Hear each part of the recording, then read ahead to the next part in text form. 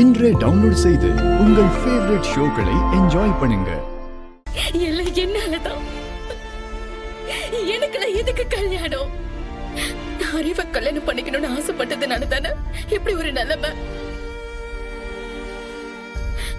அண்ணன் ஜெயில இருந்து வர வரைக்கும் நான் சாப்பிட மாட்டேன். ஜட்ஜ் அவனுக்கு 3 நாள் தண்டனை கொடுத்திருக்காங்க. அது வரைக்கும் சாப்பிடாம இருப்பியா? 10 நாள் ஆனாலும் நான் சாப்பிடவே மாட்டேன்.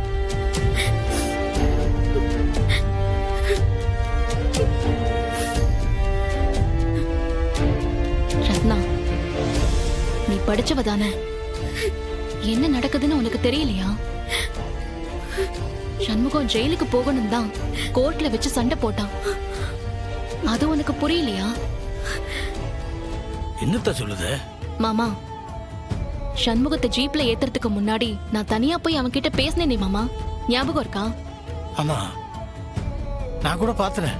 நீ போய் பேசுனிய? அவன் தான் பேசினா மாமா, நான் கேட்டுட்டு இருந்தேன்.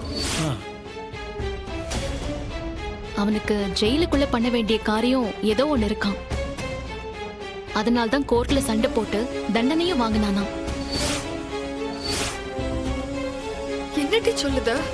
இத பாரு ரத்னா, நீ அறிவ ஹாஸ்பிட்டல்ல மீட் பண்ணல, அப்ப அறிவு உன்கிட்ட ஒரு பேப்பர் கொடுத்தார்ல, அதுல என்ன இருந்துச்சு தெரியுமா?